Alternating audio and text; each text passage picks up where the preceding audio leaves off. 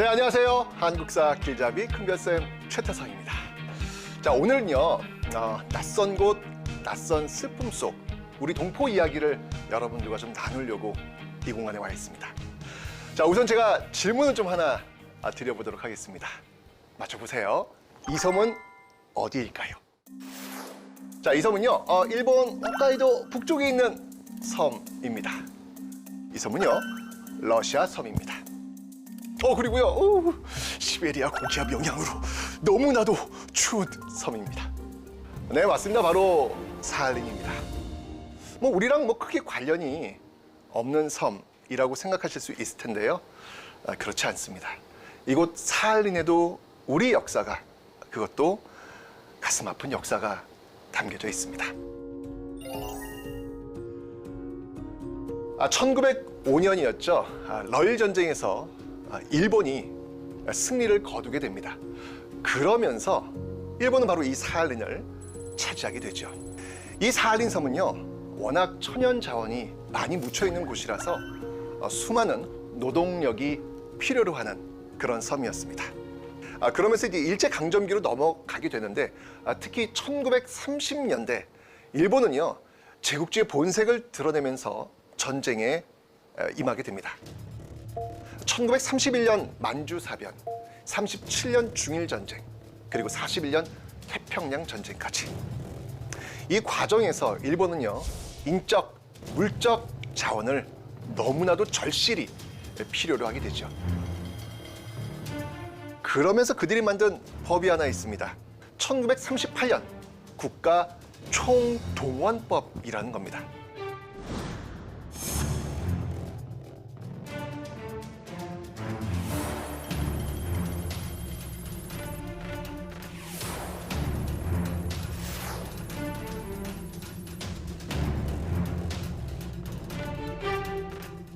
사할린에도 많은 강제징용 노동자들이 가게 됩니다.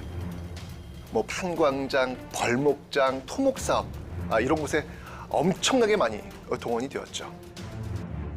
그런데 그 절망 속에서도 그들은 하나의 희망, 1945년 8월 15일 일본이 패망하면서 이제 드디어 고향으로 가족을 만날 수 있다는 그 희망 하나만으로 버틸 수 있었습니다.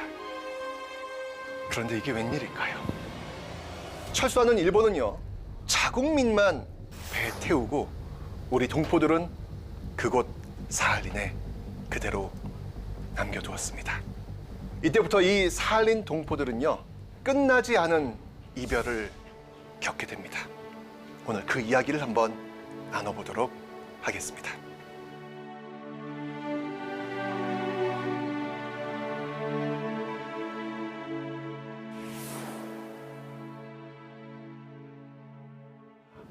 사할린 동포에 대해서 잘 알고 계시는 최상구 사무국장님 한번 모셔봤습니다.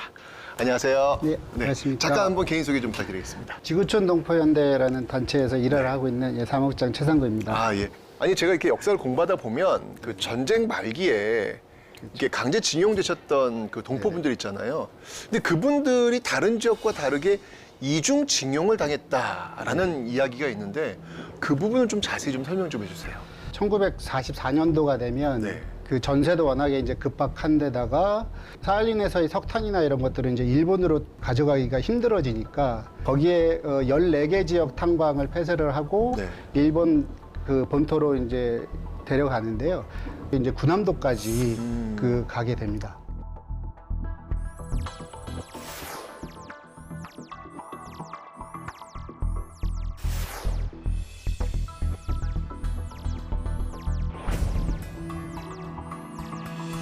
실제로 어떤 그 사례 같은 게 있나요?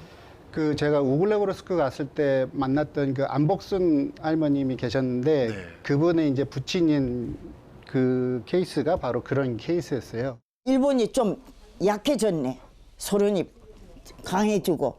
그러니까 다 남자들 일본으로 교수로 끌고 갔지요. 그래 아버지 말하대요. 배 타다가 바다에서 그냥 죽은 사람 죽고, 그 다음에는 한국으로 돌아가는 사람 돌아가고, 여기 온 사람 몇이 없다고. 사할린에서 군함도까지 갔다가 해방 이후에 이제 거의 몇 달에 걸쳐서 다시 이제 사할린으로 들어오시긴 하셨어요. 네. 하셨는데 그 구남도 갔을 때 이제 매질도 많이 당했었고 그러면서 그 시름시름 앓다가 이제 오래 못 사시고 일찍 돌아가신 그런 케이스가 있었습니다. 그렇군요. 아니 근데 이게 지금 일본이 갑작스럽게 패망을 하잖아요. 네. 그러니까 그 사할린에 남아 있는 분들이 어떻게 보면은 그냥 고립이 되어버린 어떤 그런 상황이었는데 뭐 어떤 뭐 비극적인 어떤 뭐 사건 이런 것들도 있다고 제가 알고 있거든요. 소련군이 점령을 하면서 네. 그 이후에 이제 소련군이 재판을 하면서 이제 드러난 학살 사건이 두 가지가 있었습니다. 카미시스카와 미즈오 마을에서의 학살 사건이었는데요. 카미시스카 같은 경우에는 일본 헌병과 경찰이 피난 행렬에 있는 조선인들을 체포를 해서 유치장에 가두고 총살한 다음에 방화를 하고 후퇴를 합니다. 미즈오 마을 같은 경우에는 같은 마을에서 있었던 일본인들이 갑자기 이제 소련군들이 내려오니까 소련의 스파이 짓을 했다라는 소문들이 들리기 시작하니까 조선 사람들을 27명인가를 죽였습니다. 근데 최근에 이제 밝혀진 말은 또 이게 27명도 아니고 이제 35명이다라는 얘기도 있고요. 그래요? 아, 이제 너무 가슴 아픈 이야기네요. 그 1946년에 이 사할린이 이제 소련의 영토로 정식 편입이 되는데 그러면 그곳에 살고 계셨던 그 우리 동포분들의 삶은 어떤 모습일지 궁금한데요. 굉장히 엄격하게 그 자유들이 제한이 됩니다. 그 뭐 직업도 그렇고 얘기로는 이제 한 4km 내에 이상을 벗어날 때는 경찰서에서 허락을 맡아야 된다고 했었다고 그래요. 아니 그러면 소련 국적 취득을 하면 좀 더 편해질 수 있는 상황이잖아요. 최초로 거주 등록을 할 때는 소련 국적법에 의해서 이제 무국적으로 등록이 됩니다. 그 이후에 이제 국적을 굉장히 여러 번 바꾸게 되는 그 역사들이 있는데요.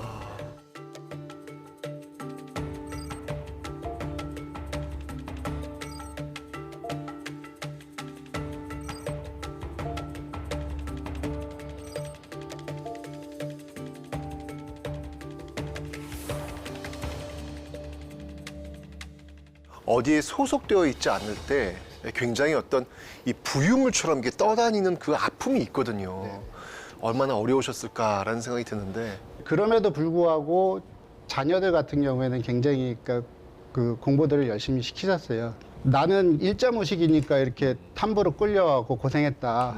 그러니까 너희들은 무조건 공부해야 된다라고 이제 그렇게 말씀하시면서 굉장히 많은 2세분들 같은 경우가 이제 대학도 나오고 그 페레스트로이카가 진행이 되고 이제 네. 개혁 개방이 되면서 네. 무역 관련된 업종 그리고 통역 뭐 이런 것에서 많이 일을 하게 되죠.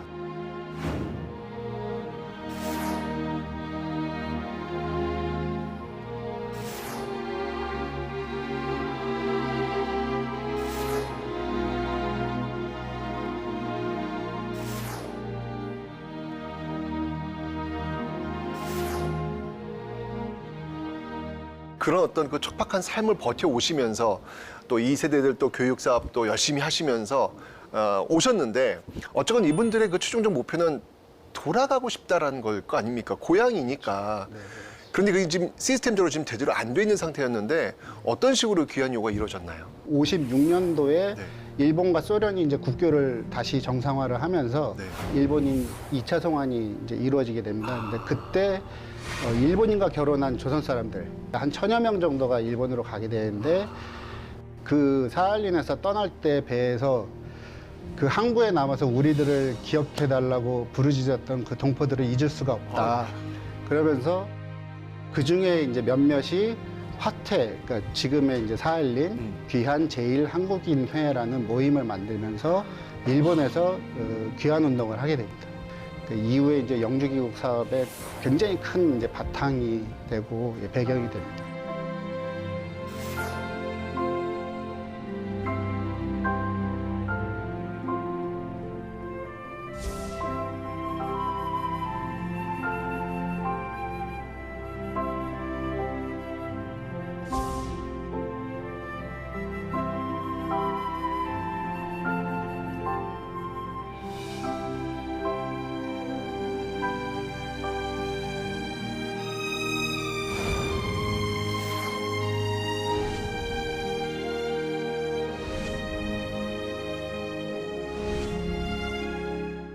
이 냉전 체제가 조금씩 이제 완화되는 어떤 계기, 특히 우리나라 같은 경우에는 왜 88 올림픽이 굉장히 중요하잖아요. 이런 것들도 혹시 그 영주 귀국 사업에 영향을 좀 미쳤을까요? 굉장히 큰 그 획기적인 터닝 포인트가 됐는데요. TV에서 이제 한국을 보게 되고 이러면서 아, 너희의 고향이라는 곳이 이런 곳이구나 라는 것들을 이제 알게 되고 하면서 소련 정부도 이제 그 이후에는 사할린 동포들의 어떤 고향 방문이나 영주 귀국 자체를 이제 허용을 해주게 되죠. 그러면서 한국과 일본이 95년도에 이제 영주 귀국 시범 사업을 합의를 하고 아, 그래요? 네네. 그래서 이제 추진을 하고 그래서 2000년도에 그래서 한 900여 명이 영주 귀국을 하시게 됩니다.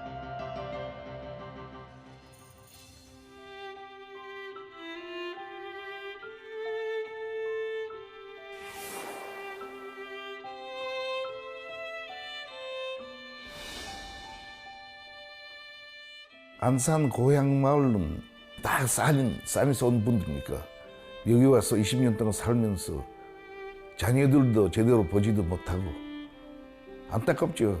1세하고 2세가 요 영주귀국 했는데 1세가 돌아갔습니다. 또 그것도 자녀가 영주귀국 안 된다.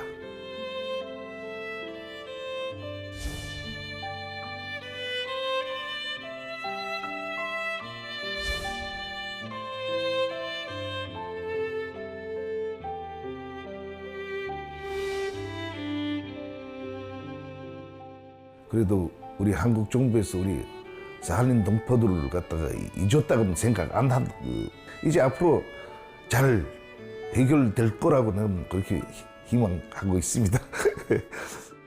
한국과 일본의 이제 합의에서 영주 귀국 시범 사업이 하게 되면서 네.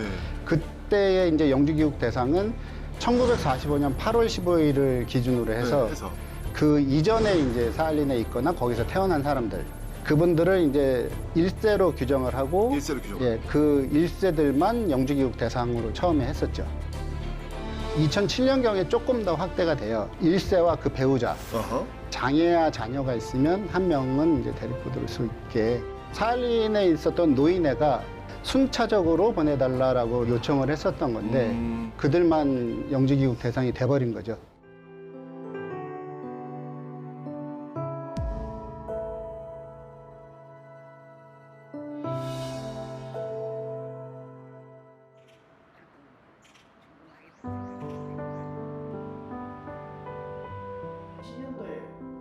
제천년에 영주교육이었습니다.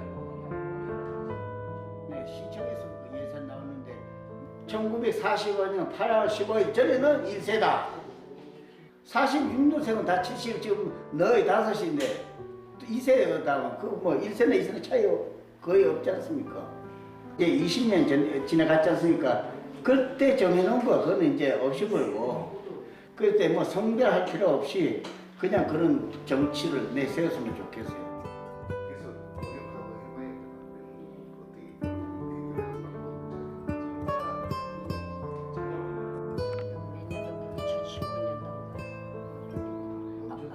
원주에서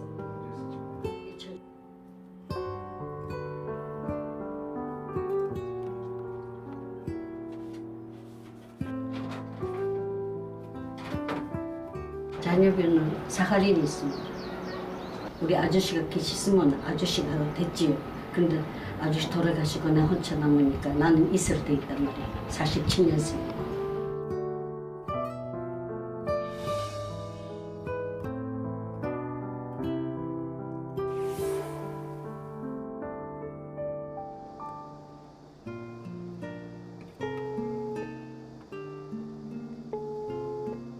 Ага. Как дела у тебя? Да нормально. Нормально? У тебя? У меня нормально. Мгм. Так как сами не можем прилететь в связи с коронавирусом, раз у тебя такая возможность выпала, потому что самый родной человек, получается, наша мама, мы вынуждены из-за этого жить по отдельности в других странах, не имея возможности видеться чаще.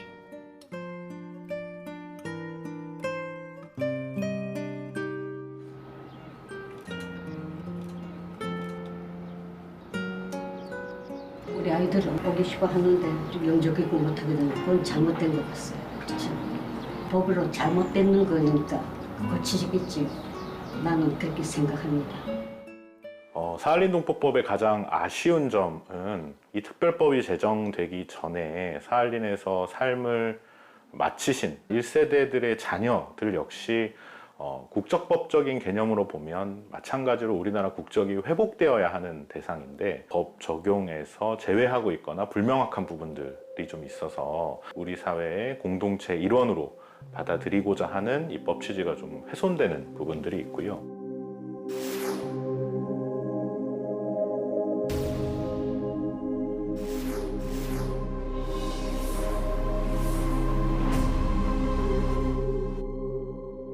(30년이) 지난 올해 1월부터 좀 더 그 대상을 확대하는 사할린 동포법이라는 게 시행되고 있다는데 요건 어떤 법일까요? 그 작년에 법이 제정이 돼서 올해부터 이제 시행되고 있는 네. 사할린 동포 지원에 관한 특별법이라고 8월 15일 이전에 있는 그 기준을 이제 사할린 동포로 규정을 하고 네. 사할린 동포와 배우자 그리고 자녀 한 명이랑 그 배우자까지 영주교육 대상을 그나마 좀 늘렸고 국가의 어떤 노력들을 법에 이제 명문화한 나름대로 한 걸음 더 나간 결국 이 사할린 한인들은 원래부터 우리나라 국민이었다라는 점에서 볼 때 이 사할린 한인들의 자녀 혹은 사할린 한인들이 영주 귀국뿐만 아니라 본인이 한국 국적을 취득하고 싶다라는 마음이 든다고 했을 때는 이런 국적 신청 절차라든가 사무를 사할린 현지에서도 할 수 있도록 그래서 정말로 이 법이 처음 만들어졌을 때의 취지처럼 사할린 한인의 어떤 삶과 역사가 대한민국 국민의 삶과 역사로 온전히 인정받을 수 있도록 하는 개정이 필요하다라고 생각합니다. 근데 이제 사할린이라든지 러시아 곳곳에 우리 한인 동포들이 계시잖아요. 근데 또 그분들에 대한 어떤 그 민족 정체성 유지를 위한 이런 어떤 지원도 좀 필요하지 않을까라는 생각이 드는데 어떤가요? 그러니까 이 동포의 이주사라는 부분들이 동포들 스스로한테도 이게 좀 잘 교육이 안 되는 부분들이 있고 한국에서도 마찬가지로 동포들이 어떻게 나갔는가에 대한 이제 기본적인 지식 자체도 한국에서는 너무 부족하죠. 빈약한 상태이고. 대부분 3, 4세요. 3, 4세들은 전혀 한국말을 몰랐습니다. 나는 누구냐? 나는 왜 다른 사람하고 얼굴이 다른데 여기 와서 살고 있나? 우리 부모들은 어떻게 가지고 사할로 오게 됐나? 자연적으로 이런 문제에 부닥치게 되거든요.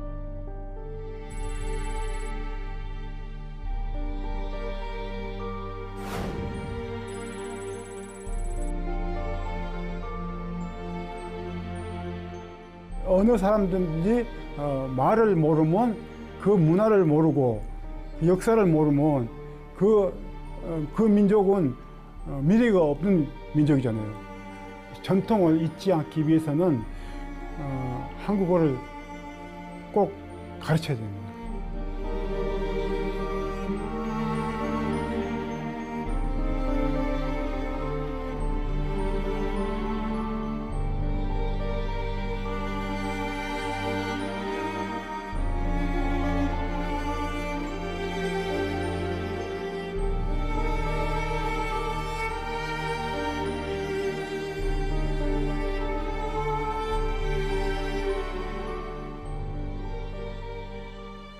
나라가 없었던 시절에는 하와이에 있던 멕시코에 있던 뭐 한반도에 있던 중국에 있던 다 같은 우리 동포 3천만 동포 이랬었던 건데 그들의 역사가 아닌 우리들의 역사로서 동포들의 역사도 함께 생각해 주었으면 하는 바람입니다.